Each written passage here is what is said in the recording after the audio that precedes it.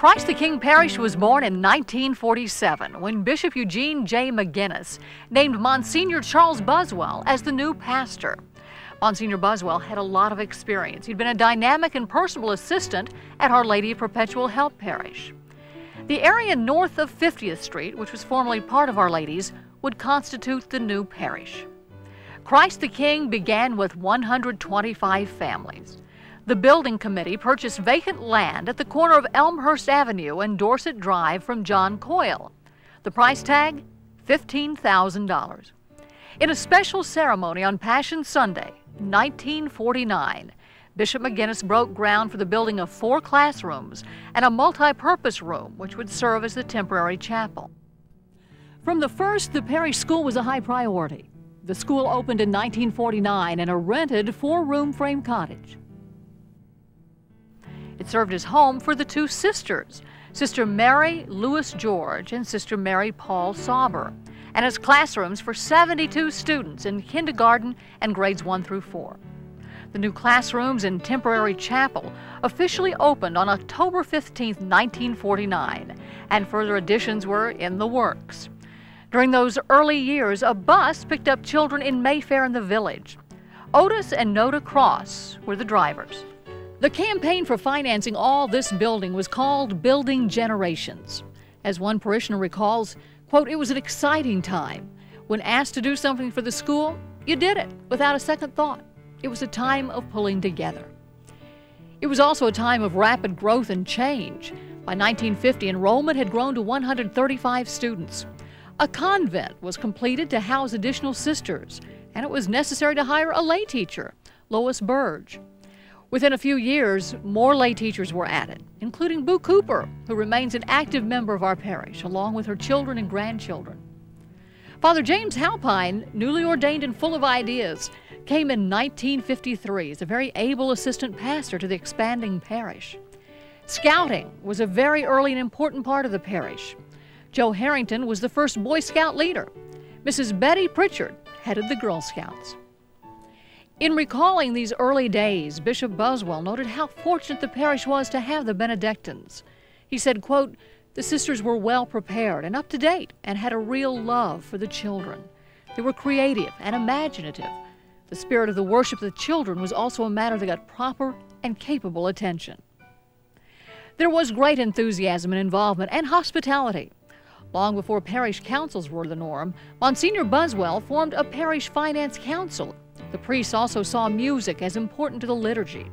Father Halpine started a small all-male choir with the help of volunteers, Paul Spray and Al Dillis.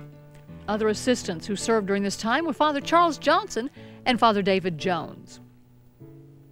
By 1958 through 1959, great changes were occurring. Pope John Paul XXIII became Pope. Monsignor Buswell was appointed as Bishop of Pueblo, Colorado. His leadership and charisma left a strong mark on the parish. For the rest of the academic year, Father Halpine was appointed administrator of the parish. Reverend Charles Conley came in June of 1960 with a reputation of being a builder. He inherited a now thriving school of 482 students with a congregation that had long outgrown its second chapel. The people longed for a permanent church. They began a funding and building campaign that proceeded very quickly. After 15 years of work, planning, and sacrifice, the parish finally had a permanent new church. Dedicated on September 16, 1962. The church could seat 700 people. A beautiful hand-carved crucifix hung above the altar. The bell tower, 95 feet high, contained 3 bells imported from Amsterdam, Holland. Each bell was named in honor of the first 3 bishops of the diocese: Victor, for Victor Reed, Eugene for Eugene McGinnis, and Francis for Francis Kelly. At the dedication, Father Conley said, quote, "We thank divine providence for enabling us to erect this beautiful house of God in your midst." The assistants who served the parish with Father Conley were Father Jones, Father Robert O'Brien, Father Larry Courtwright, Father Joe Labarge, Father Francis Colavecchio, and Father A.G. McCauley. During this time, Father Conley appointed Mr. Art Dansereau as parish administrator. Art worked as a volunteer. He and his wife Betty and David and Janet Burke were adult leaders for YCS, an organization for high school students. In 1968, Reverend Ernest Flouchet became pastor. One of his many contributions was in the area of finance. He devised a plan in conjunction with the parish finance board to pay off the interest on the debt. That put the church on a better financial footing. Father Flouchet continued the support of liturgical music. In 1973, when John Volko was organist and music director, the organ was enlarged. Since the 1970s, Linda Giacchino has ably and generously volunteered to guide the works of social ministries. In the 1970s, Judith Tate O'Brien came to the parish as the first director of adult education. During her time at Christ the King, she developed Beginning Experience for divorced persons and Love Indeed, a marriage preparation program still in use nationally. In 1973, Patty Scheidler was hired as the first full-time religious education director. During Father Flouchet's years, David Best began his training as a deacon. He was ordained in 1978. The assistants who served with Father Flouchet were Father John Patuski, Father Thomas Dodell, Father Gary Altz, and Father James Micas. In 1978, Reverend Clement E. Pribble became pastor. His associates were Father Philip Kreider, Father Thomas O'Toole, and Father Mark Mason. Father Pribble saw the need for additional meeting space, for a gym and offices. On June 6, 1982, Archbishop Salatka, with Father Pribble, Associate Pastor Father John Metzinger, and the parish celebrated the dedication of the Parish Family Center. In the 1970s, a second generation began entering the school, as Christ the King graduates enrolled their own children. Sister Marie Ballman, who had taught at Christ the King earlier, was hired as pastoral minister. She began the Share and Care program, which had expanded into multiple programs for seniors and outreach for many who are homebound. Sister Diane Traffus became principal of the school. Sister Diane will be long remembered for the school motto, which still hangs in the hallway: Christ the King School, where everybody is somebody and all live for God. In 1981, Richard Amon joined the parish staff as Family Center Director and Youth Director. He gradually took over the programs for older adults and became full-time Director of Senior Programs in the 1980s. Cecilia Amon joined the staff in 1983 as Religious Education Director. Along with the joy, there have been painful times in Christ the King's history. Father Pribble, a beloved pastor, was diagnosed with an incurable malignancy at the age of 50. As his illness progressed, Father Metzinger became administrator, and Father Bill Ross, who was in residence, became a gentle caregiver to Father Pribble and to the parish. In 1983, Father Pribble died, leaving a deeply saddened parish. A youthful Father Gerald Mayfield was sent as the new pastor to the parish in 1983. He had the difficult job of restoring a sense of hope to the parish. His confidence, positive tone, and steady hand went far in accomplishing this. In 1986, after several years of changing principals, James Wyman was hired to bring stability and continuity to the school. In 1992, he resigned to work at diocesan levels, and Juanita Richard became principal until 1995. In 1984, John Dexter was hired as music director and brought great leadership to the position. A woman's bell choir was established in 1986 through the memorial contributions of Nancy Will and Yvonne Istri. In 1993, the choir toured Italy, performing at St. Peter's Basilica in Rome. In 1985, Patrick Cullen was hired as business manager. He also directs the contemporary choir for the 1215 liturgy. In 1987, in collaboration with Greystone Presbyterian Church, a Wednesday program for caregivers called Daybreak was started. It meets on Wednesdays. This friendship bridge was built between the two properties to symbolize the special relationship between the churches. In 1988, Bernarda Sharkey, who taught at Christ the King School in the 1950s, returned to the parish as Director of Religious Education. During the 3 years that Father Jim Goen was associate, he provided a wide range of adult education programs. The associates who served the parish with Father Mayfield were Father Victor Vandewaal, Father Joseph Voss, Father Joseph Ross, Father Dwayne Mallon, Father David Cowden, Father John Carl, and Father Jim Goen. Father Joe Jacoby served the parish 1 year as a pastoral intern.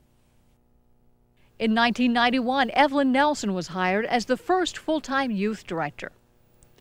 In 1995, Father Mayfield left to become pastor of Holy Spirit in Mustang. It was in January of 1996 the parish was shocked and saddened to hear of his sudden death. In 1995, Father Joseph Ross returned as pastor, with Father James Kastner as associate. They generated a new wave of enthusiasm and brought a deep, prayerful commitment to serving the parish. The first new staff member hired was Leslie Bloomer as principal. Her leadership has provided major expansion and development for the school. Father Ross faced a great challenge, taking over the reins of the Step into the Future project, which was a study of parish needs. From that study came our current Building Christ the King development program. In July of 1996, Melody Smith was hired as youth director and continues to develop and expand programs for junior high and senior high. As we celebrate with great joy and gratitude these 50 years, we're thankful for the people who have been a part of our history, from those charter members to the newest parishioners, for all who have served the parish with such dedication, priests, staff, and volunteers. To all those who have given so generously of their time, their talent, and treasure. To all those who continue to witness by their faith, their hospitality, commitment, and hope. To our 1,300 families, we say thank you. And now some final words from our pastor, Father Joseph Ross. Cycles of planting and growing continue as we enter our 50th year. New seeds of faith are being planted. New sacrifices seek a future harvest. Though much of the growth of the kingdom of Christ remains hidden and mysterious, we can glimpse something of the fruitfulness of what is going on in, for example, the priests who have come from this parish and been ordained to serve elsewhere. Father Don Smith, the late Father Don Smith, now himself a part of the harvest of God. Father Brendan Helbing, OSB. Monsignor Dennis Dorney graduated from our school, though he's also from our daughter parish, St. Eugene's. Father Eric Hollis, OSB. Father Joe Ewan and Father Tim Ewan, TJ. Father Rick Stansberry. What is the impact of all our parishioners on the community and on the world beyond? Much of that is a story that cannot be told, but we can sense a great deal of it, as we know that our members have come forward and offered their talents and offered their service in the community, in the Archdiocese, especially by their leadership. They have been prominent and active, continue to be so. Their sense of mission and service over the years has in turn encouraged the generosity of our youth, who now give of their time and energy to help those in need in many places in the world. Kevin Morrissey, who volunteered in Peru, Belize, and in an AIDS clinic in Jerusalem. Matt Cooper, who worked with Father Joe Ewan in Peru. Ben Nicholson, who volunteered for a year and a half